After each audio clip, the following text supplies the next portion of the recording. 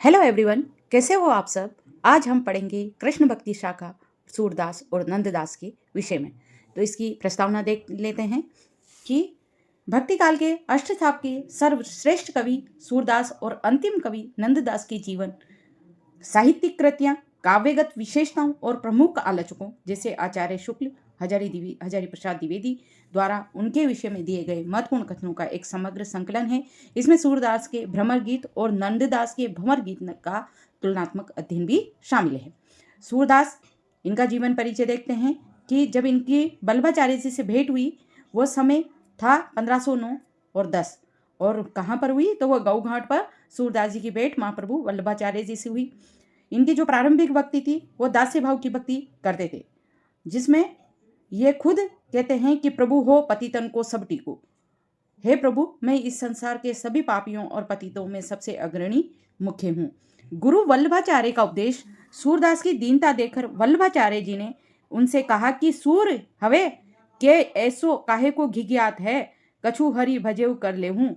अर्थात सूर यानी वीर और महान होकर इस प्रकार क्यों गिड़गिड़ा रहे हो, कुछ भगवान श्री कृष्ण की लीलाओं का भी गान करो।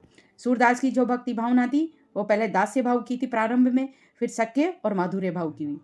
प्रेम लक्षणा या रागानुरागी भक्ति भावना, जो पुष्टि मार्ग में दीक्षित होने के बाद उनकी प्रेम लक्षणा या रागानुरागी भक्ति भावना का विकास हुआ, उनमें उनकी भक्ति इस प्रकार हुई। अंतिम समय जब निधन हुआ उनका, तब सूरदास जब पारसोली में मरणासन अवस्था में थे, तब भावुक होकर विठलनाथ यानी वल्लभाचार्य जी की पुत्री ने कहा था कि पुष्टि मार्ग को जहाज जाते ज कुछ लेहू सो ले लेहू।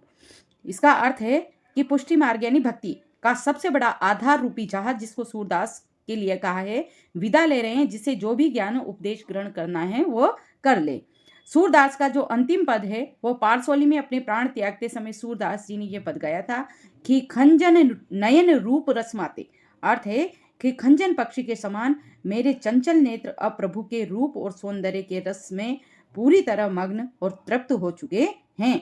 सूरदास के जीवन पर आधारित महत्वपूर्ण उपन्यास वन लाइनर तथ्य हैं। तो देखें कि खंजनयन जो उपन्यास लिखा वो सूरदास के जीवन पर आधारित एक जीवनी परक उपन्यास है, जिसे अमृतलाल नागर ने लिखा, और अमृतलाल नागर जी ने ही मानस का हंस लिखा। वो तुलसीदास जी के जीवन पर आधारित जीवनी परक उपन्यास है। सूरदास की जो प्रमुख रचनाएं हैं वो डॉक्टर दीनदयाल गुप्त के अनुसार निम्न है कि सूरसागर, यह सूरदास का सबसे प्रामाणिक और विशाल ग्रंथ है, जिसमें लगभग 5000 पद हैं। सूर सारावली, जिसका रचनाकाल 1545 ईस्वी है और इसमें कुल पद हैं 1103 पद हैं, संसार को होली का रूपक माना है। मौलिकता पर विवाद है। इस ग्रंथ की प्रामाणिकता और मौलिकता पर विद्वानों में विवाद है। संबंधित पंक्ति है, गुरु प्रसाद होत यह दसरन 67 बरन प्रवीण। अर्थ है इसका कि गुरु की कृपा से ही यह दर्शन प्राप्त हुआ है। अब मैं सूरदास 67 यानी 67 वर्ष की आयु में इसमें प्रवीण हो रहा हूँ। साहित्य लहरी, इसका रचना काल है 1550 ईस्वी, जब सूरदास जी की उम्र 72 वर्ष थी। इसकी जो काव्य शैली है वो है, इसमें 118 दृष्टिकूट पदों में रचित क्लिष्ट और चमत्कार प्रधान रचनाएं, क्लिष्ट मतलब कठिन। इसमें रस और नायिका भेद का चित्रण मिलता है। ये रीति तत्वों से युक्त साहित्यिक क्रीड़ा का ग्रंथ है, जो बाद में रीतिकाल के कवियों के लिए प्रेरणा बना। इनका वंश परिचय, साहित्य लहरी के 112वें पद में सूरदास ने स्वयं को चंद्रवरदाई यानी पृथ्वीराज रासो के रचयिता का खुद को वंशज माना है। इसमें इसे एक घोर श्रृंगारी रचना माना है। ये श्रृंगार गलत है, लेकिन इसका फॉन्ट ऐसे ही है तो इसमें ऐसे ही होता है, इसको सही कर लें। श्रृंगारी रचना माना है। रचना काल, सूचक पंक्ति, मुनि पुनि रसन के रस लेख दसन गौरीनंद को सुबल संवत पे।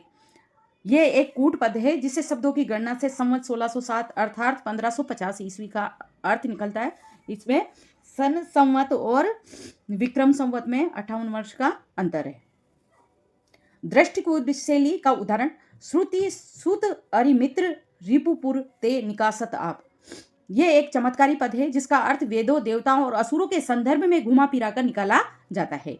भ्रमर गीत, इसका विस्तृत अध्ययन देखें कि जिसका मूल आधार है भ्रमर गीत का, वो श्रीमद् भागवत पुराण के 10वें स्कंद यानी 10वें अध्याय के 47वें अध्याय यानी 10वें अध्याय में भी 47वें अध्याय की श्लोक संख्या 12 से 21 पर आधारित है, जिसमें पदों की संख्या लगभग 750 हैं। इसका जो प्रकाशन हुआ वो 1841 ईस्वी में राग कल्पद्रुम के नाम से सूरदास की रचनाओं का प्रकाशन हुआ था।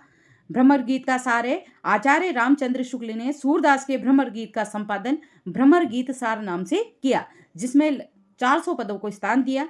और जो भ्रमर गीत है जिसका संपादन भ्रमर गीत सार के नाम से रामचंद्र शुक्ल जी ने किया, इसका मुख्य उद्देश्य विजय भाव है। ग्रामीण संस्कृति की शहरी संस्कृति पर विजय प्राप्त करना, हृदय की बुद्धि पर विजय, प्रेम की ज्ञान पर विजय, भक्ति की योग पर विजय, सरलता की चतुराई पर विजय और सगुण ब्रह्म की निर्गुण ब्रह्म पर विजय। तुलनात्मक अध्ययन संग्रह सूरदास का भ्रमर गीत बनाम नंददास का भंवर गीत। तो सूरदास का जो भ्रमर गीत है और जो नंददास का भंवर गीत है, इनकी जो शैली है सूरदास के भ्रमर गीत की वह है मुक्त काव्य शैली है, और जो नंददास के भंवर गीत है उसकी जो शैली है वो प्रबंध काव्य शैली है। इसमें जो सूरदास के भ्रमर गीत की जो गोपियां हैं वह अधिक भावुक और संवेदनशील है, जबकि जो भंवर गीत जो नंददास द्वारा लिखा गया उसकी गोपियां भावुक और संवेदनशील थोड़ी कम है। बौद्धिकता है जो सूरदास की गोपियों में तार्किकता और बौद्धिकता कम है, लेकिन जो नंददास की जो गोपियां हैं उनमें बौद्धिकता, तार्किकता और दार्शनिकता बहुत अधिक है। विद्वानों द्वारा सूरदास के विषय में कहे गए महत्वपूर्ण कथन है। आचार्य रामचंद्र शुक्ल के कथन है कि सूरदास हिंदी काव्य गगन के चंद्रमा है, और यही बात आचार्य शुक्ल ने तुलसीदास जी के लिए हिंदी काव्य गगन के सूर्य हैं, ये तुलसीदास जी के लिए शुक्ल जी ने कही और सूरदास जी के लिए चंद्रमा का है। सूर भावाधिपति हैं, भावों के अधिपति हैं। सूर सागर किसी चली आती हुई गीति काव्य परंपरा का, चाहे वो मौखिक ही रही हो, पूर्ण विकास प्रतीत होता है। यानी जो गीति काव्य है वो अपनी पूर्णता को प्राप्त कर लिया है।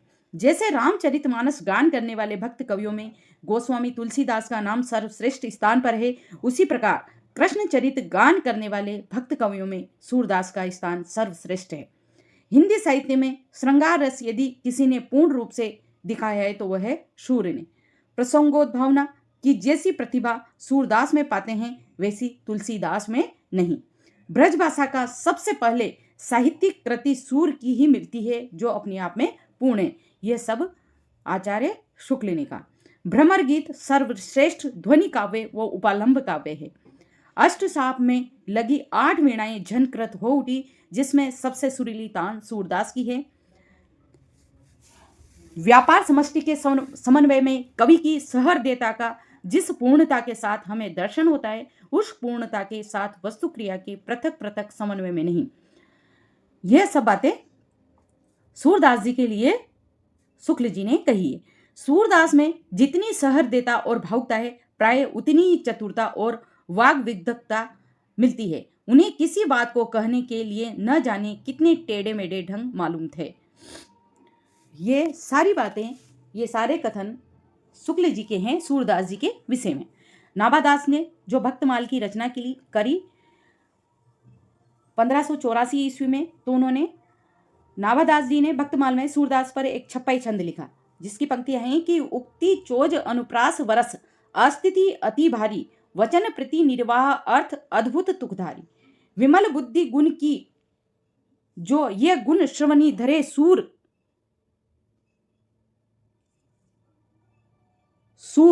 कवि तो सुने कौन कवि जो नहीं सिर चालन करे। यानी सूरदास जी की उक्तियों में चमत्कार, अनुप्रास और वर्णों की अद्भुत छटा है।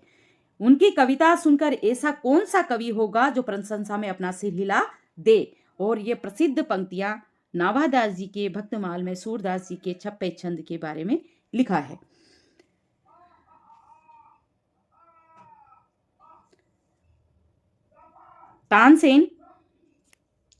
तानसेन ने सूरदास जी के लिए नाभादास जी के भक्तमाल में पद गाए थे। डॉक्टर राम कुमार वर्मा का कथन है कि सूरदास ध्रुपद संगीत की जीते जागते अवतार हैं। और हजारी प्रसाद द्विवेदी जी ने कहा है कि बाल कृष्ण की चेष्टाओं की चित्रण में कवि कमाल की होशियारी और सूक्ष्म निरीक्षण का परिचय देता है। न उसे शब्दों की कमी है, न अलंकारों की, न भावों की, न ही भाषा की। यह प्रसिद्ध कथन हजारी प्रसाद द्विवेदी जी का है सूरदास जी के विषय में, तो इसको आप याद रखें। विशेष तथ्य देखें कि 1936 में हजारी प्रसाद द्विवेदी जी की जो सूरदास पर पहली आलोचनात्मक पुस्तक सूर साहित्य प्रकाशित हुई थी। अष्टशाप के अंतिम कवि हुए हैं नंददास जी। इसका परिचय देखें कि नंददास जी को अष्टशाप का अंतिम और कनिष्ठ यानी सबसे छोटा कवि माना जाता है। इनका जन्म राजापुर गांव में हुआ था। जनश्रुति के अनुसार ये तुलसीदास जी के चचेरे भाई थे।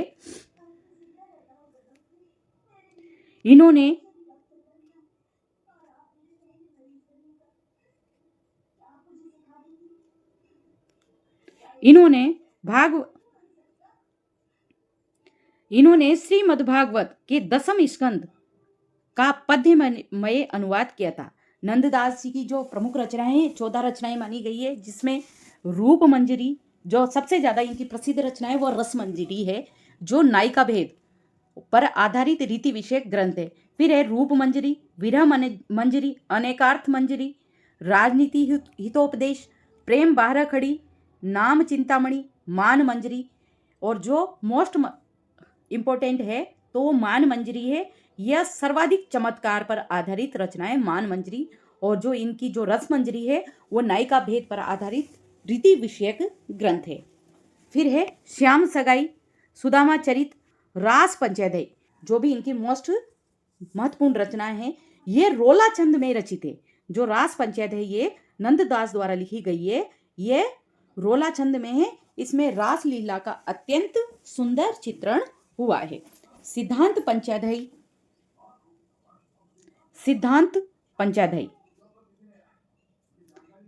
पंचाध्यायी और भंवर गीत, जो अपन ने देखा कि भ्रमर गीत परंपरा का दार्शनिक ग्रंथ है। और फिर है रुक्मणी मंगल।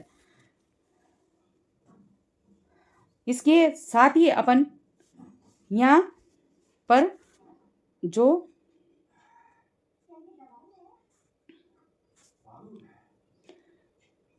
सूरदास जी और नंददास जी के विषय में जो महत्वपूर्ण तथ्यों की वन लाइनर क्वेश्चन है, तो इनको भी देख लेते हैं कि वल्लभाचारी जी से भेंट से पूर्व सूरदास जी किस भाव की भक्ति करते थे। तो अपन ने देखा वो सख्य भाव की, पहले दास्य भाव की भक्ति करते थे। वल्लभाचारी जी से मिलने के बाद वह किस भाव की, वह सख्य भाव की और माधुर्य भाव की भक्ति करने लगे। तो देखें कि इनकी प्रारंभिक भक्ति दीनता से भरी हुई थी। तो उन्होंने स्वयं कहा है कि प्रभु हो पतितन को सब टीको। और जब गुरु वल्लभाचार्य जी के उपदेश के बाद उन्होंने अपनी भक्ति को सख्य माधुर्य या रागानुरागी भाव में बदल लिया। पुष्टि मार्ग को जहाज जाते, जो कछु लेहू सो ले लेहूं, यह प्रसिद्ध कथन विठल नाथ का है, जो वल्लभाचार्य जी के पुत्र थे और जिन्होंने पुष्टि मार्ग की स्थापना करी।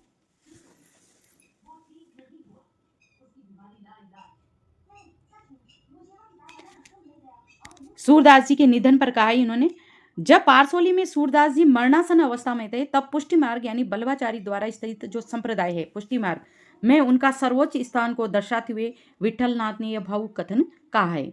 सूरदास ने अपने प्राण त्यागते समय कौन सा अंतिम पद गाया था? खंजन नयन रूप रसमाते। इसका जो स्पष्टीकरण देखें कि इस पद के माध्यम से सूरदास ने व्यक्त किया कि उनके चंचल नेत्र अब पूरी तरह से प्रभु श्री कृष्ण के रूप, सौंदर्य और रस में डूबकर तृप्त हो चुके हैं। सूरदास के जीवन पर आधारित जो खंजन नयन उपन्यास लिखा है, उसके लेखक हैं अमृतलाल नागर, और ये जीवनी परक ग्रंथ है। और ध्यान रहे कि ऐसा ही जीवनी परक उपन्यास तुलसीदास जी पर अमृतलाल नागर ने मानस के हंस के नाम से लिखा है। सूरदास जी ने अपनी किस रचना के 112वें पद में स्वयं को चंद्रवरदाई का वंशज माना है? तो वह है साहित्य लहरी। देखें कि 1550 ईस्वी में रचित एक चमत्कार प्रधान और घोर श्रृंगारी रचना, जिसमें 118 दृष्टिकूट यानी क्लिष्ट कठिन अर्थ वाले पदों में लिखी गई। और उसमें उन्होंने, उसका नाम है, उस रचना का नाम है साहित्य लहरी, जिसमें उन्होंने 112वें पद में स्वयं को चंद्रवरदाई का वंशज माना है। सूरदास का जो भ्रमर गीत है वह श्रीमद् भागवत के किस स्कंद पर आधारित है? जो 10वां स्कंद है उसके 47वें अध्याय के श्लोक 12 से लेकर 21 तक में सूरदास जी श्रीमद् भागवत के में जो भ्रमर गीत पर आधारित है, उनका भ्रमर गीत आधारित है। आचार्य रामचंद्र शुक्ल ने इसी भ्रमर गीत के 400 पदों का संपादन भ्रमर गीत सार के नाम से किया। इसका मुख्य उद्देश्य सगुण ब्रह्म प्रेम और सरलता की विजय स्थापित करना था। भ्रमर गीत जो सूरदास जी द्वारा रचित है और भंवर गीत जो नंददास जी द्वारा रचित है, इसमें मुख्य अंतर क्या है? तो जो भ्रमर गीत है यह मुक्तक शैली में लिखा गया है, जबकि भंवर गीत जो नंददास जी का है वो प्रबंध शैली में लिखा गया है। जो सूरदास जी की गोपियां वो अधिक भावुक हैं और कम तार्किक हैं, लेकिन जो नंददास जी की जो गोपियां हैं वो अधिक मुखर है, ज्यादा तार्किक है और दार्शनिक भी हैं। सूरदास जी हिंदी काव्य गगन के चंद्रमाएं, ये कथन किस आलोचक का है? तो है आचार्य शुक्ल का है। इसमें शुक्ल जी ने सूरदास को वात्सल्य और श्रृंगार का पूर्ण चित्रकार माना है और उन्हें भावाधिपति की उपाधि दी है। उन्होंने कहा है कि सूरदास जी के लिए कि सूरदास वो अंधा सूरदास श्री कृष्ण वात्सल्य का कोना कोना देख आया है। इस प्रकार शुक्ल जी ने सूरदास जी के विषय में कहा है। 1936 में प्रकाशित सूरदास पर पहली आलोचनात्मक पुस्तक सूर साहित्य किसने लिखी थी? तो आचार्य हजारी प्रसाद द्विवेदी जी ने लिखी। इन्होंने सूरदास के बालकृष्ण की चेष्टाओं का चित्रण और उनकी सूक्ष्म निरीक्षण की प्रशंसा की है। जो नंददास जी हैं उन्होंने लिखी रास लीला का चित्रण करने वाली सबसे प्रसिद्ध रचना कौन सी है? तो वो रास पंचायदाई है और ये बहुत महत्वपूर्ण है, तो आप इसको याद रख करें। इसका स्पष्टीकरण है कि अष्टछाप के जो अंतिम कवि नंददास जी द्वारा रचित ये ग्रंथ रोला छंद में लिखा गया। इसमें चमत्कारिक रचना कौशल मान मंजरी के साथ देखने को मिलता है। इसी के साथ आज की क्लास यहीं समाप्त करते हैं। अगर आपको ये वीडियो पसंद आया हो तो चैनल को सब्सक्राइब कीजिए, वीडियो को लाइक करें, शेयर करें, कमेंट करें और हमारे चैनल को आगे बढ़ाएं। इसी के साथ हम विदा लेते हैं, मिलते हैं कल की क्लास में। तब तक के लिए नमस्कार।